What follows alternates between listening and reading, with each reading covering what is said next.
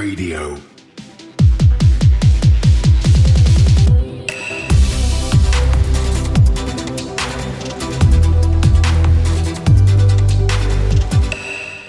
All right, what's going on, everybody? For Cryptocurrent, I'm Stephen Miller, and you are watching The Aftershock, the show where we get you updated on all things Web3.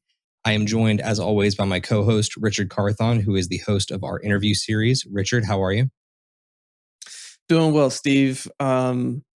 In the overall market, in the macro, there's a lot going on. I mean, you have Europe, whose sterling is the lowest it's been in recorded history in a long time. You have inflation pumping all over the place. Global banks trying to fight inflation by all raising their interest rates at the same time, which is unprecedented, has never happened like ever. There's just a lot of stuff going on all at once. Yet somehow, through all this turbulence, crypto has remained kind of stable, which is kind of crazy and gives me hope. Just give me the little bit of hopium I need through all this chaos. But otherwise, doing pretty good. How you doing? Look, man, we can all use a little bit of hopium these days. It's been a very interesting market across the last weekend and last week, for sure, since we last saw you, our wonderful audience here on the Aftershock. And I think that if any one thing has really come into perspective, it's that until the euro recovers against the dollar, it's now called soccer. It's not football anymore. But that's just my personal take on it to really take an early shot in the show. But look, if you're joining us for the very first time, I hope you enjoy our dad jokes and our humor, but we're really here to talk about crypto and get you caught up on everything that's going on in the world of Web3. We do these shows every single Wednesday here on Cryptocurrent's Aftershock series, but we also do the interviews every Monday as well. You can, of course, find the show over on your podcast platform of choice and on YouTube. So if you would like to subscribe to us over there, we would be greatly appreciative. And that's the best way to keep updated with us other than following us on social media. But that's our little pitch to you today. We hope that you enjoy the show. We're going to dive right into things today with today's Aftershock. Get you caught up on what's going on. The Aftershock. So on the Aftershock this week, we are starting out with the Web3 lightning round. And at the top of the lightning round this week, we've got Tether, who's been ordered to prove its USDT-backed assets by a federal judge. Now, Richard, that's not the first time we've had this story come down, right? We've heard plenty of times in the past that, it's a big deal that Tether needs to be constantly updating what its actual balance sheet shows. Do you see this as anything more than just the media trying to grasp onto a FUD story, or is this something that we really should be caring about? A little of both. So this has happened to Tether a lot of times. I don't know that they've ever really been pressed by a federal judge, but also, yes, it's a federal judge, but unless like the SEC or like a huge super US governing body really presses them, I think they're going to kind of keep flying under the radar and not really having to prove it. But I do think there's a reckoning eventually with USDT. If they get pressed hard enough and have to show where all this stuff is backed, that is where it could really get ugly. So, yeah, man, I'm going to say both, but for now, for the purposes of what we just reported on, I'm calling it FUD. Yeah, I mean, we've definitely seen it said time and time again that there's issues with Tether and that Tether doesn't back it 1-to-1 and all this other stuff that, we already know about USDC. But you've also got other stablecoin wars of sorts going on behind the scenes because you've got Binance USD being seen as like the number one stablecoin by certain exchanges, and they're starting to rule out USDT and they're starting to rule out USDC. It's a really interesting climate for stablecoins right now, and I think it's only going to continue to get scrutinized further by US regulation. But let's go ahead and forge forward because I think that everybody here can agree stablecoins are not the most exciting news. In our next story, we've got the CFTC pursuing its first case against a DAO. This is really interesting to me, Rich, because honest to God, I was wondering which agency would first be going after DAOs. And it seems to me like the only cases that are going to be actually seen are those where it's been like improperly set up, or like a DAO has not structured itself the right way. But in this specific instance, we're talking about a DAO called B0X DAO. And essentially what I've come to understand is that the CFTC is going after them because they failed to file a merchant sales license of some sort. So the penalty that they're currently going after is a $250,000 fine and a cease and desist order. An interesting approach nonetheless, because I'm not sure that a DAO will be able to tackle the legal fees on top of that type of fine. So what do you think about this story? So real quick, for all those who don't know what that CFTC was, I had to look it up myself. It is the Commodity Futures Trading Commission.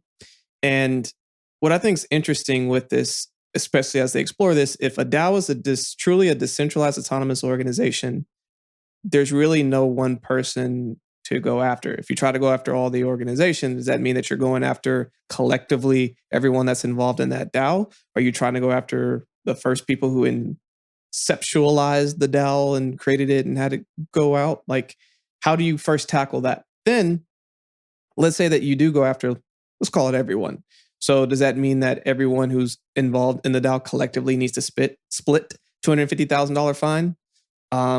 And then if they how do you and then enforce a cease and desist as well? Like this is this is going to shake up so many things and is going to be like the case study that future DAOs look back to, so they can figure out how to best legally be set up, or how to create it from inception in a way that the US or any other governing body can go after them. Yeah, my leading suspicion right at this immediate moment is that they're going to successfully execute against this DAO, this cease and desist order. But interestingly, it really does have more to do with the function of a DAO. I had a very interesting conversation about DAOs earlier on today with a couple of friends within a different DAO community that I'm involved in. And it really does seem to me that because DAOs are such a novel structure, there's so much experimentation going on in that world, that we're not going to yet know whether or not it makes sense to be going after all DAOs via the CFTC, or if other organizations are going to start getting involved when it comes to regulating them, because they can take on very novel structures. They can be used for investment clubs. They can be used almost like a nonprofit of sorts. And it can even be, just simply for governing an organization. It's a very, very novel thing. And I think as time goes on, we're going to get a lot more clarity on it, but it's definitely going to be clouded or occluded by a lot of the regulators out there. They're going to try and spin it as a negative. So time will tell. I'm sure Brad Sherman out of California will say something stupid about it. Let's go ahead and forge ahead so we can get out of regulation. Just kidding. We've got an SEC story for you. So the SEC has formally charged influencer Ian Bellina for failing to disclose compensation after promoting Spark or Spark tokens, SPRK, to investors of that token that he is essentially seen as an influencer acting upon. Now, Richard, Ian is a friend of the show. We've had him on before. Do you have any take on this story? Because there's some definite interesting parts of it. And I'm kind of hesitant to get too personal on the defense of Ian. Yeah, the way I'm going to put this out is this is unprecedented in a lot of different ways. I feel that the SEC could have gone after several different people potentially in this capacity. It's interesting that they chose to specifically go after Ian. Feels very targeted. So curious how they, of all the instances they potentially could try to pick, they go after this one. But then even within the case itself, there's a couple of claims that don't really add up. You can look into this. If you go to Token Metrics, they have statements that have been made that kind of go line by line for what the SEC claims and what actually happened. But there's also a claim in there that's really interesting where they try to say that Ethereum is in the US jurisdiction, which interesting that the SEC tried to make that claim.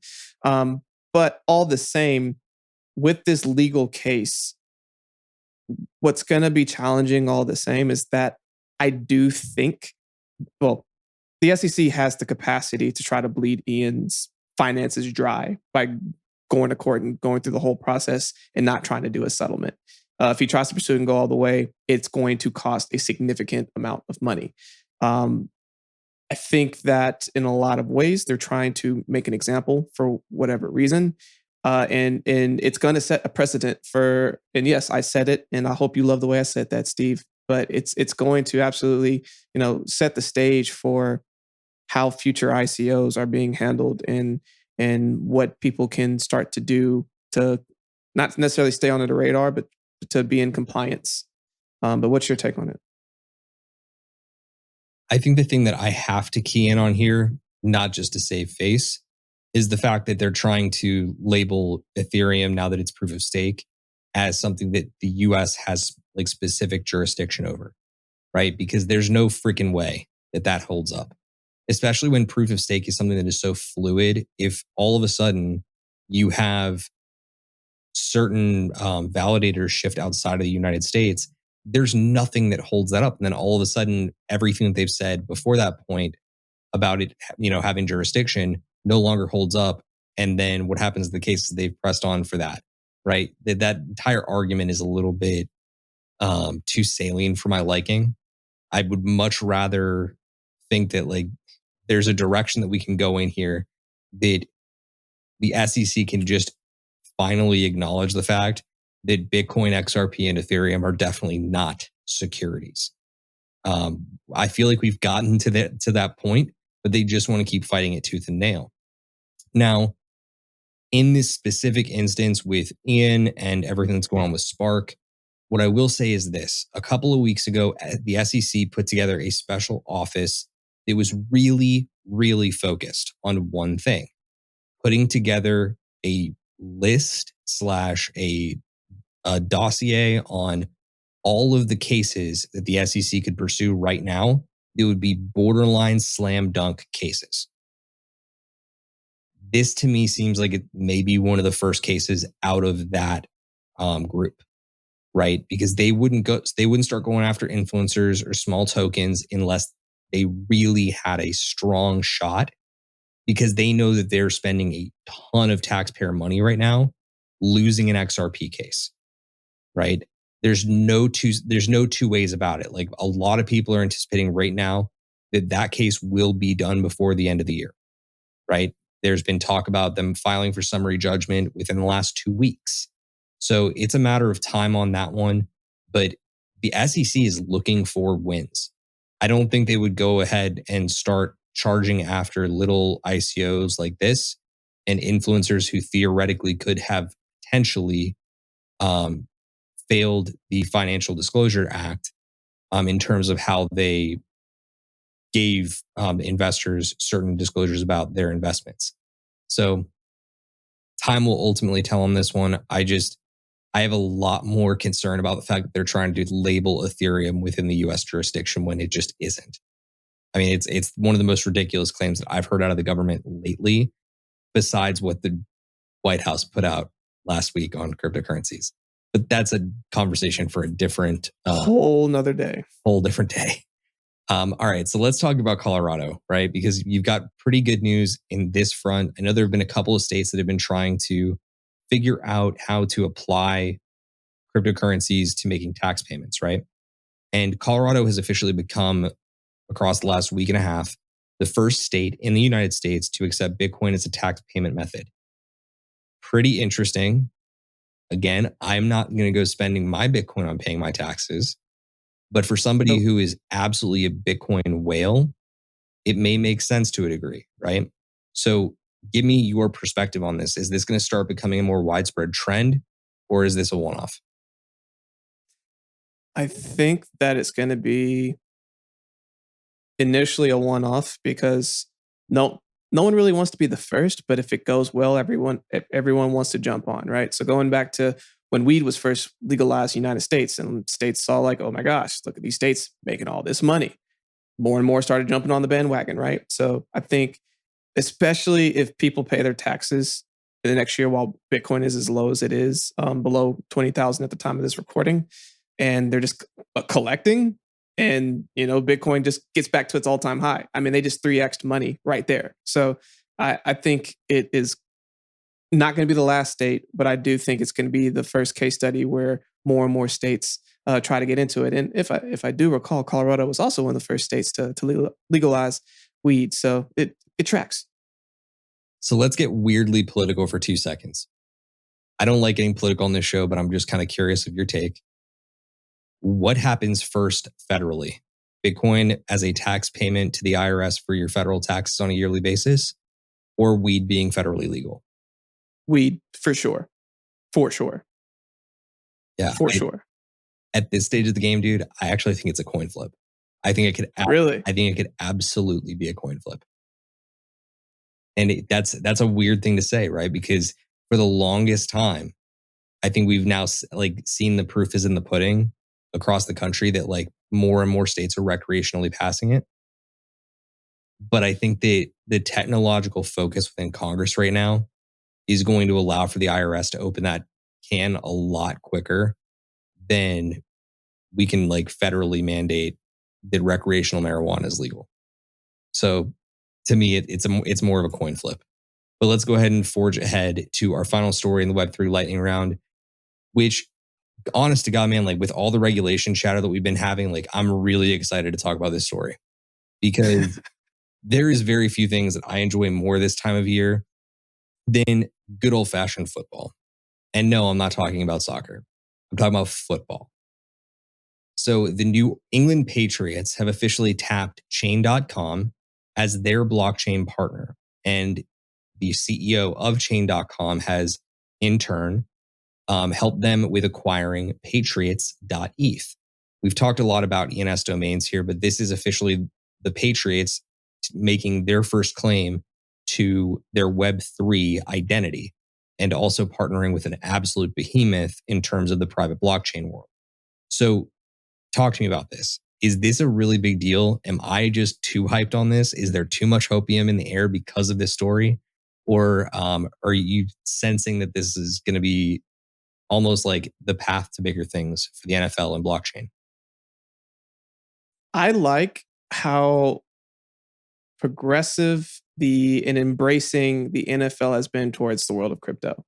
And yes, it's because crypto are cutting big checks, crypto.com and FTX, Arena, and all this other kind of stuff. But the fact that New England, like the New England Patriots, are openly like putting their mark into the blockchain space and then also buying an ENS, you have to imagine that these other NFL teams are going to start following suit. No one wants to be last, especially if they start like making some money from it too. Like I did not expect this from the Patriots. I would have expected this from a handful of other NFL teams. Like I was shocked when this came through and the Patriots did it, which gives me all the hope that the rest of the NFL are going to start doing more and more things like this as well. So here's where it, like my mind goes down like 100 different rabbit holes with this one, man. Like I really do love this story because there's so many different things that you have to ask yourself. Like, what the hell are the Patriots really planning to do with Patriots.eth? Right? Like, I'm glad they have a blockchain partner in house. Like, awesome. Chain is really doing some really cool stuff. Like, proud of them. Great. Patriots.eth is what I want to talk about because we've talked about subdomains and what's coming to ENS here, like probably for like the better part of the last 5 weeks because I'm super bullish, but you can issue subdomains to every single player now. Yep. Like you can go through and just give macjones.patriots.eth to Mac Jones, the quarterback of the New England Patriots, and he can receive his payments to macjones.patriots.eth directly to his MetaMask. That's completely within the realm of possibility. Then again, I'm not sure if babyface Mac Jones is going to want to do that. So the question is, okay, is Robert Kraft, the oldest man in football, willing to use robertkraft.patriots.eth? And I think the answer is probably not, because I have to imagine he feels similarly to crypto as, his buddies like Warren Buffett and the other turtle looking guy. But the point that I'm getting to here is like, there's just a lot of application. There's a lot of stuff they can do with this. So I think it's bullish for all of, NFL wide adoption of like crypto and ENS and all that.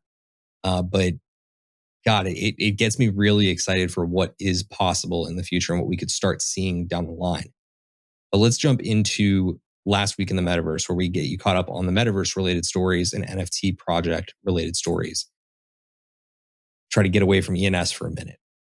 Now, this one's a really, really interesting story. Okay. So the tail end of last week, we had news out of a project called Zilliqa. Zilliqa, up until this point, had been a mined project, meaning that you can mine using proof of work miners, their ZIL token. But they've decided to come out of the woodwork with a secret project they had been working on. And it turns out that they will be debuting a Web3 gaming console in early 2023, so just around the corner. Now, Richard, the really cool thing to me is that this thing looks very sleek. It's what you would expect out of the top, tier AAA gaming platformer like an Xbox One or a PS5. It looks pretty darn cool. But on top of that, they're planning on releasing first-party games, an integrated wallet, and integrated mining utilities. That means that as you play games, you will be able to mine ZIL tokens by playing games. Now, this could change the game for Zilliqa entirely. Their valuation could just go through the roof if the sales of these things really does take off the way that I think a lot of people anticipate it will. But what do you think this means for metaverse gaming and crypto gaming as the future already views it? First, listening to this sounds super dope. This sounds absolutely amazing. What terrifies me is building a gaming console and marketing it and having it go to market and people receive it and it has actual good games is extremely hard. Very hard. There's a reason why Xbox and PlayStation and Nintendo are basically your big three gaming consoles. It's because it's very hard to go in there and try to disrupt that. Now, I think it's cool. The concept, I am a PlayStation gamer through and through. Hoorah, here we are. However, if I could be mining any type of crypto while playing that, that's an easy sell for me. That sounds amazing. What stops future consoles like PlayStation, Xbox, Nintendo from doing something like that if ZIL is successful? And the answer is nothing. Nothing stops them from doing that. So I think it's going to be a great case study. I think if the games are cool and it's picked up and everything happens, I think they're going to have their moment. I think there could be a lot of upside, but I absolutely think the big boys could come in and kill them. Yeah, I'm really interested to see where this goes, because honest to God, it seems like they really got their ducks in a row and they wanted to make sure that when this news dropped, that it went out with a bang. I don't think that they have a lot to worry about. I think they probably have really got their ducks in a row and that they've crossed their T's and dotted their I's, because putting together something like this, it requires a lot of resources. A ton. It requires a lot of cooperation. And for it to have been completely quiet behind the scenes and people had no idea this was coming, this is what I want to see from projects that are building in the bear market, right? I want to see them actually delivering and executing. So I'm pretty pumped about it. I do think that Microsoft especially will probably come with something similar soon. And that'll probably be some type of, built-in mining feature of their own, but it's going to be for a different currency. What would be really cool is to see if Zilliqa could form partnerships with other gaming platforms out there and try to get integration for mining Zilliqa token using other games and other consoles. That would be really interesting to me. But I think they're still in a really good position right now. I agree. Well, let me throw one more question at you then. You buying a ZIL console? I don't have enough hours in a week right now, let alone to add in gaming. But what I can tell you is this, I may go in halvesies on it with you just for the sake of letting you go play this gaming console and just see what happens. Because we know all the other hardware that you've bought in the crypto world has, really served you well. I want to at least try to give you some type of turnaround moment, some leap of faith. Yeah, I could use it. Yes, sir. Well, look, let's jump into our next story and get away from the dismal reminder of hardware's past. So Coinbase has announced aggregated NFT listings and an ENS partnership are coming to Coinbase NFT to create free to claim cb.id usernames for all of its wallet users.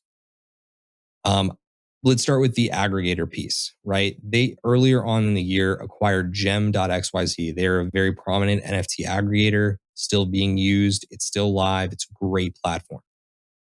The fact that they've added in aggregated listings from OpenSea, LooksRare, and X2Y2 directly into Coinbase NFT is going to be a difference maker for them in a big way, because right now nobody wants to use Coinbase NFT.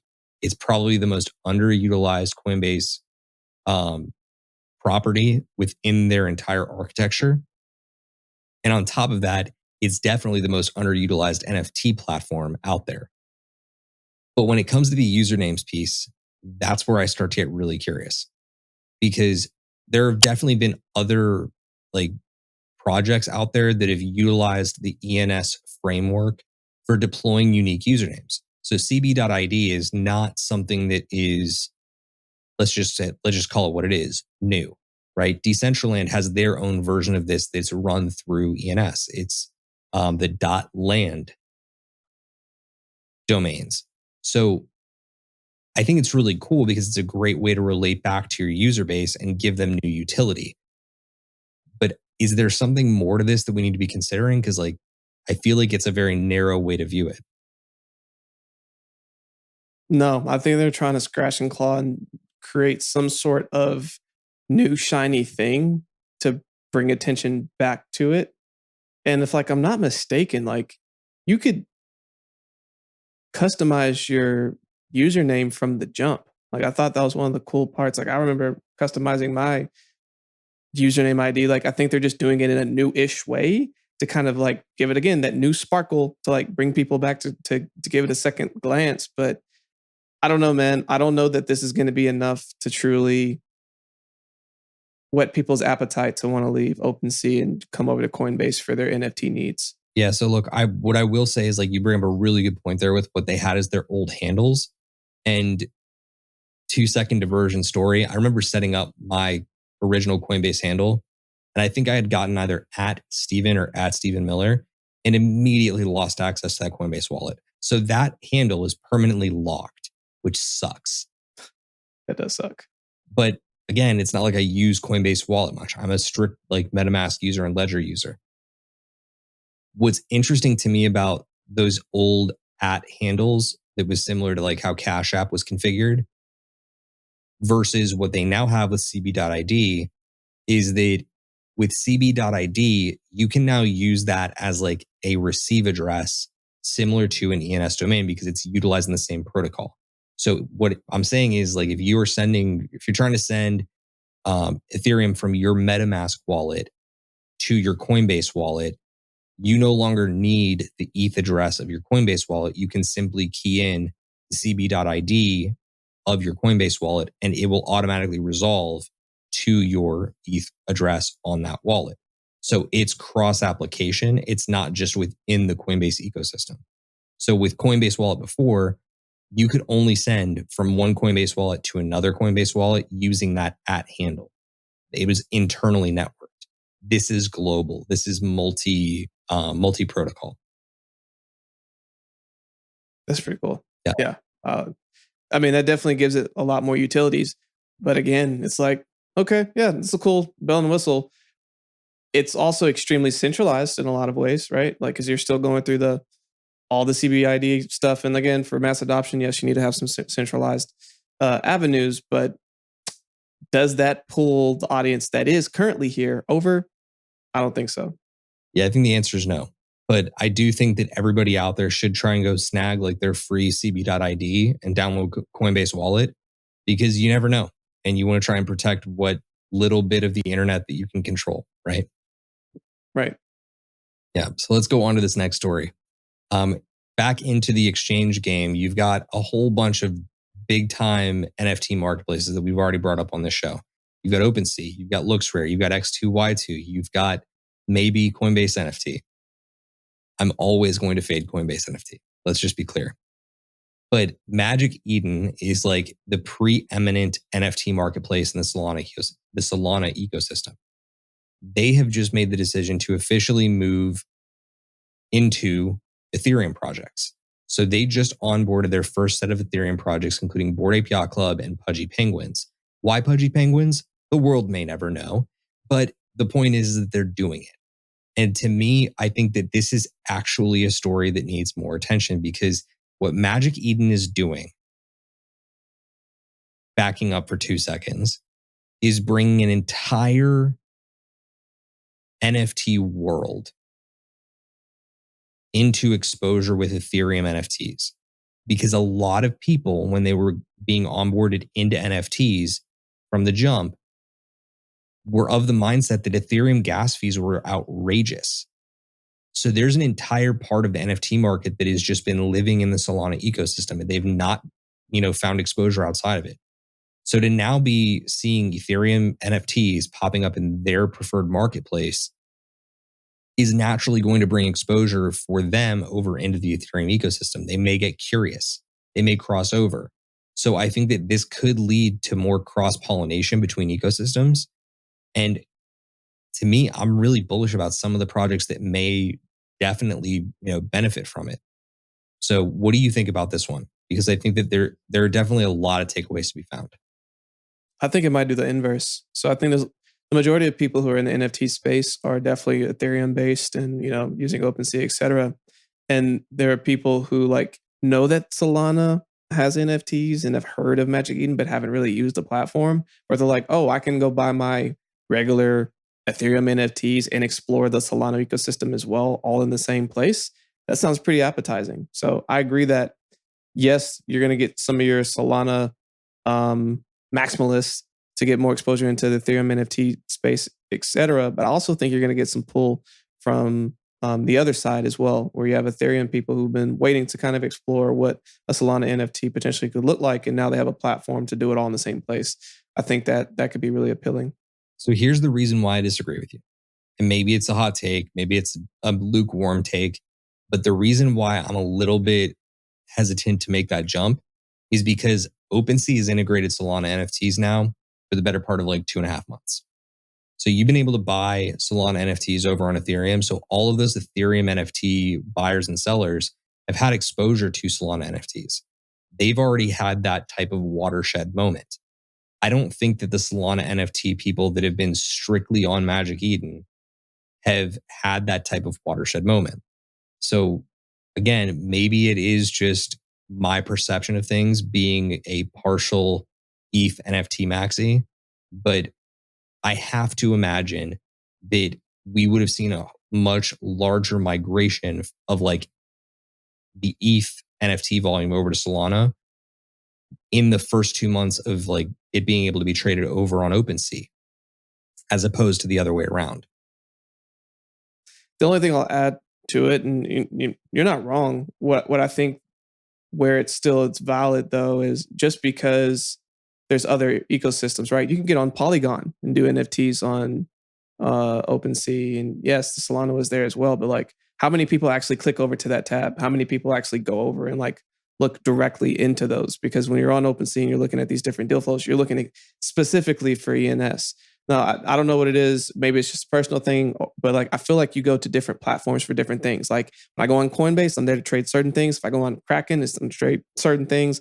I'm not doing a whole lot of cross-pollination. So in my head, if I were to go to Magic Eden, I know that I'm there to really observe Solana NFTs, but at least you have, now you have the Ethereum ones as well. So there might be a little bit more open receptiveness to it. But again, it's all preference, and you have a good point. So we'll see. Indeed, we will. So let's jump into our second to last story here, and that is with Cool Cats. So we've been, I would say, a little critical of Cool Cats in the past, but I think that's because there's been a lot of question up in the air, right? We saw when they had officially parted ways with their former CEO, and I think we've gone on to 3 or 4, maybe even 5 months of Cool Cats not having a direct senior leader. That officially changed last week. So Cool Cats has announced its new CEO, Steven Teglis, who is formerly a veteran of Recur and Disney. is going to be stepping in as their new CEO. I've spoken with a couple different industry sources on this one. I'm not saying that it's a for sure thing, but a lot of people are starting to think that this may actually not be a bigger move for Cool Cats as it relates to like the leadership direction and a lot more of a move toward acquisition. I'm not sure how I feel about it. I think there's a chance, but I do think that this is a community that's been clamoring for actual leadership and needing to have somebody at the top that can really drive them towards what they've been promised since the very beginning of Cool Cats. It's got some of the most kid-friendly IP out there. I think that having an ex-Disney vet at the helm is fantastic because he's clearly done a lot with like big-time IP in the past. I would be really interested to see where this one goes, but what's your read?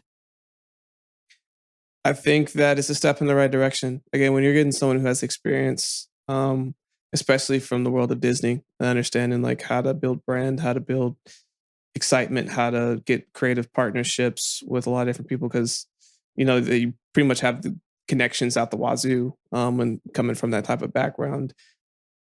And also just how to deal with a true corporation, right? So a lot of these NFT projects, a lot of these blockchain startups, because even NFT projects are blockchain startups, they're startups. They don't really have that experience of what does it mean to bring a business to the next level. And this leadership has that kind of experience and can try to help them get there a lot faster and can kind of lean them in the right directions to get them ultimately where their goals are and to help set really good goals, etc. So I think this is a huge announcement. I think it's a big win for Cool Cats. I think the thing that is almost assured at this point is that at the very least, you're going to see a lot more immediate deliverables across the next like couple of months and potentially a capital raise. Whether that takes the form of an acquisition or not, I think that capital injection is almost like a guaranteed thing at this point. So we shall see where it goes from here, but I'm definitely starting to become a little bit more bullish on Cool Cats. And God willing, I may be able to make an impulsive purchase here in the future. Who knows? Let's go ahead into our last story, though, for last week in the metaverse. Hugo Labs. You may have heard of them. We talk about them too much on this show. They are rumored to be launching mecha apes.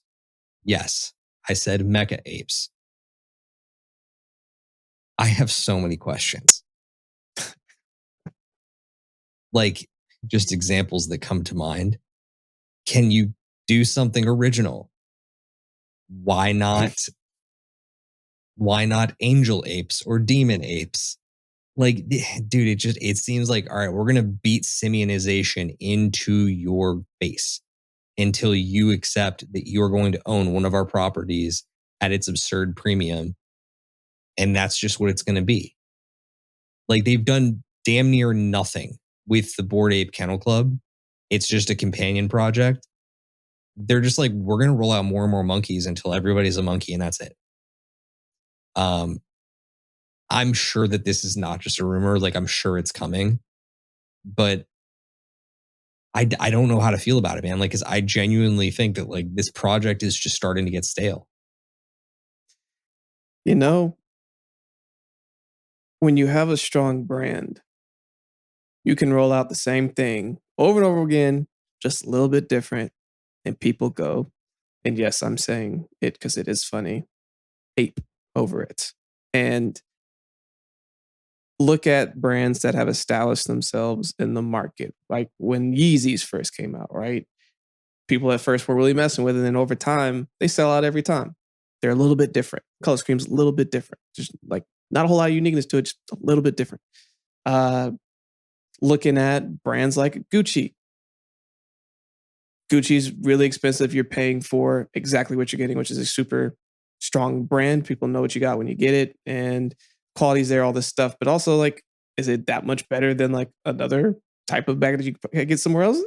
Maybe not, but you're buying that brand because it's a very strong brand. Yuga has the brand of NFTs right now. They have the brand. So I think they're going to absolutely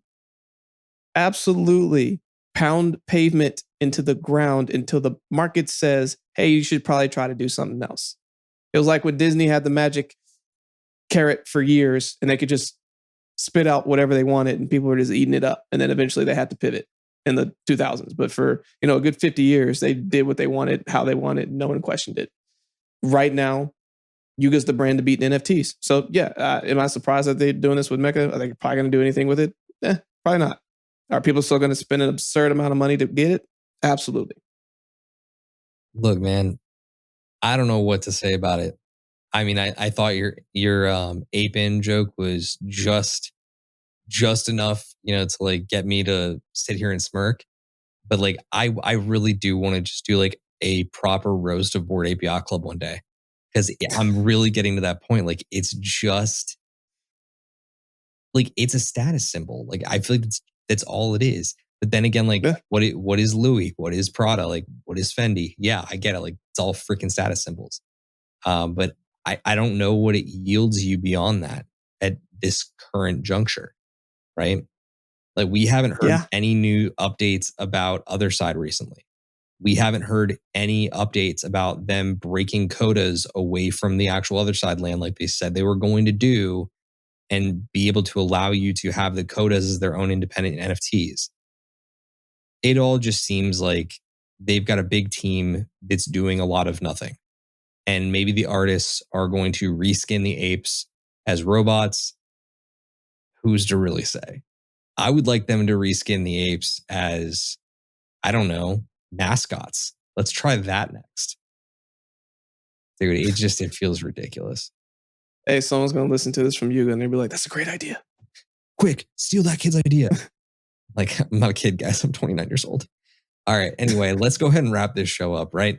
So this has been another edition of Cryptocurrents Aftershock. We do really appreciate you being here. We do this show every single Wednesday. We make really bad jokes and frequently get you caught up on everything that's going on in the world of Web3. Make sure you're subscribed over on YouTube. Give us a like if you enjoyed the content. Leave us a comment if you think that we need to work on something or you want more information on a story that we covered in this specific edition. But otherwise, you can certainly check out our interview series where Richard this week sat down with, I believe it was Alexi Cortez, right? That's right. And talked about .earth. As y'all know, we have AGME coming up this October 28th. She's one of the speakers. So she gave a little taste of what she's doing over at .earth. And then also what she's going to be talking about on her panel, which she's leading a panel discussion on DAOs, which we discussed today. And also another reason why you'd want to, join us over on YouTube for all those who are listening to this right now in your cars or wherever you're doing, why you want to come and watch this sometimes, because sometimes you might even just get a surprise guest where Steve wears a whole dress shirt. And this is a rare sighting. I hope y'all come and eat this up. Look, man, just because I'm so fly doesn't mean you gotta like put me on blast. Well, look, guys, it's been another great Aftershock. Please feel free to get at Richard or I on Twitter. My handle is at @SteveMiller_PHX. You can find him at Richard Carthon. I host a couple other Twitter spaces over there throughout the week. Would love to have you stop by and chat with us live. But until next time, guys, stay cryptocurrent, and we will see you on the next episode. Cheers. Thank you for joining us for another episode of Cryptocurrent. Cryptocurrent is a cryptocurrency and blockchain education platform that's bridging the gap between the curious newcomers who are just discovering the space and the thought leaders who are shaping its future. All opinions expressed by Richard Carthon, the Cryptocurrent team, and their guests on this show are exclusively their own opinions. This show and any other Cryptocurrent production is exclusively for informational purposes.